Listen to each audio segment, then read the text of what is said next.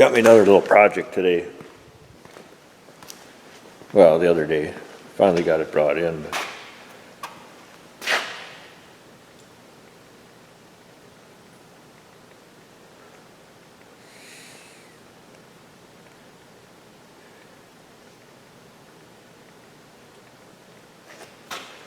I wonder, sometimes I wonder, I don't know. That's why I'm trying to teach you guys out there in the world how to do stuff a little bit better than, I don't know where it came from, and I don't care. They asked me to fix it. There's a lot of broken stuff, I'm guessing, hiding under those plates. So, it's the old rear frame. Crackety, and from what I've seen in the past, that axle was loose in there. These are all shined up. Well, they were all shined up. I'm guessing the studs were broke and the axle was moving around in there, and my goodness. I guess you got to do sometimes what you got to do out there in the woods to get by, but gee willikers, man. Oh well, we'll see. We'll see what happens. We'll get to it. Fun, and I wanted to bring you along. Just from one struggly project to the next, but I'm going to show you, and I got to figure out what the hell I'm going to do, because it's not a fun one. It's going to be fun, but I'm going to show you something first. Anybody know what this is? Anybody? Well, up here we got these things called snow fences. They still use them along the highways where the wind blows and it drifts them across. This come out of my dad's old toolbox. And this is the tool. Yeah. Let me demonstrate here, if I can. You put it around something. And you put the two ends in it. The guys in concrete will know this too. And you twist and twist and twist and twist and twist and twist. I think I got that a little bit in there too far. There we go. You twist and twist and twist and twist and twist. And then you're done. It ties the post to the Well, this is what's going to happen if I ever catch anybody welding and doing stuff like this. I'm going to put this around their nutsack. If you do, I'm going to show you the horrific work that I got to cut apart.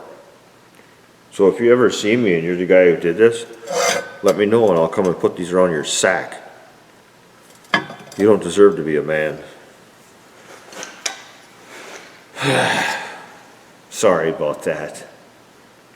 Maybe I'll have to edit that out.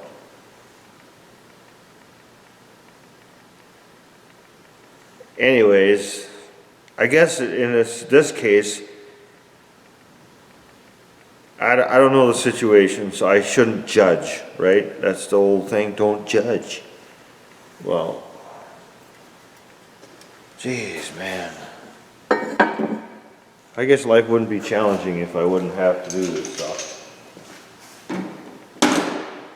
So, I got this old frame.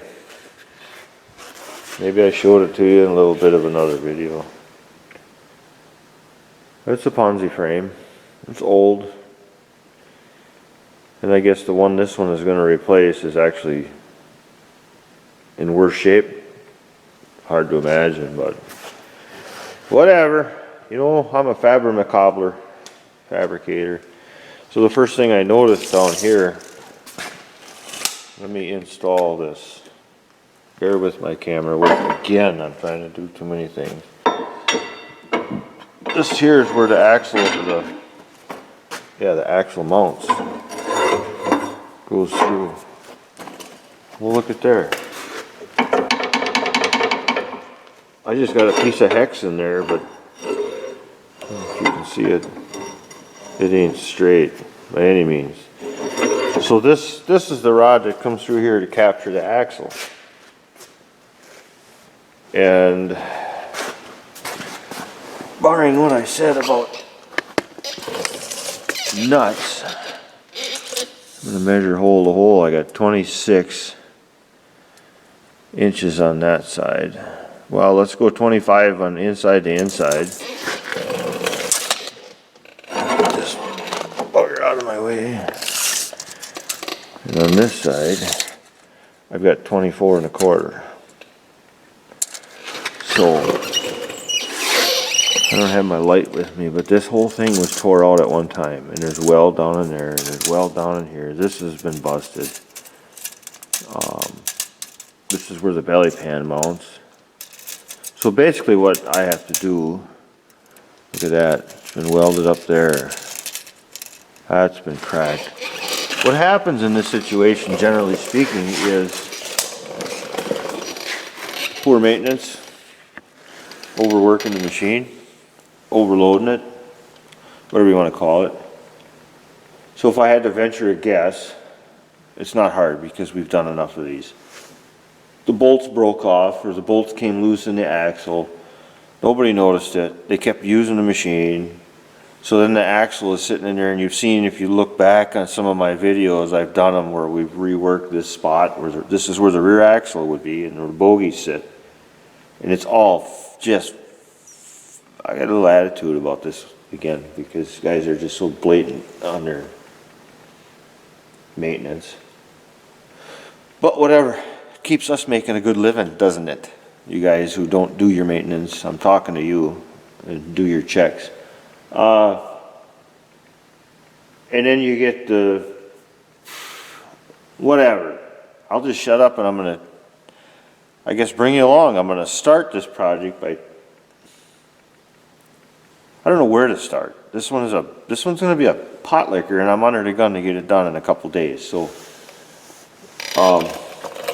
they need it for a machine. Like I said, the one that's replacing is in 2 pieces, I do believe. So, a little bit of an explanation on this particular model. I gotta get to work. Fuel is actually, there's 2 fuel cells in these kinds.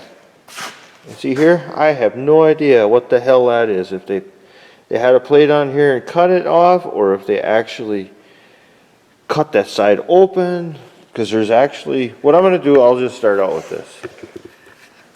Jumpy camera. This big 5/8 plate is coming off of there because there's a huge access hole in there. And that was typical of them to have a weak spot. Big deal. Fix it right. This one's a little bit overkill and it's too late. I just spotted another one that I got to fix. So the carbon arc will be coming out. So I'm going to take that off. Somebody put plates on the inside where the fuel cells go. No. I don't know what they did. If they had fuel coming from a different part of the machine then to run this machine.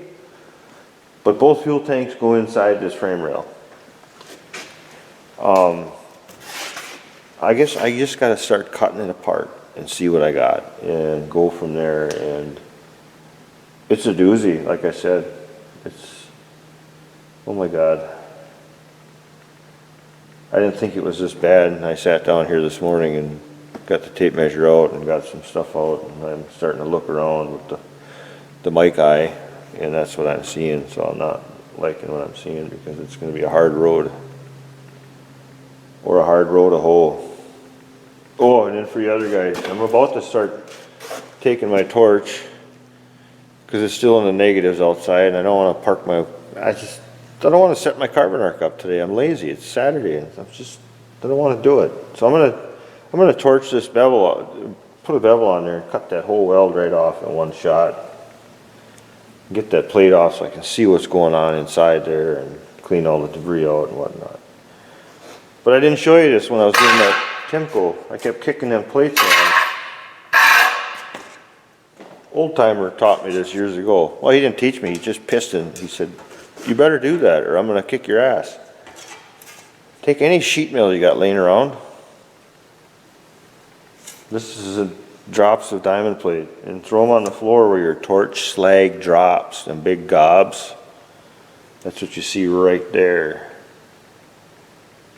And otherwise that torch slag hits your floor and goes pop, and you end up with holes in your cement. Hope that didn't bother you.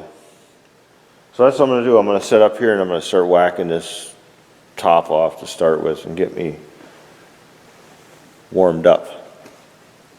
Number 5. These are the cool things, man. So anyways, that's what I'm gonna do. I'm gonna start whacking that off of there and then go from there and try to figure this puzzle out in the next 3 or 4 days to get it all done. So it's gonna be a chore and I gotta work my ass off to get it done. All right.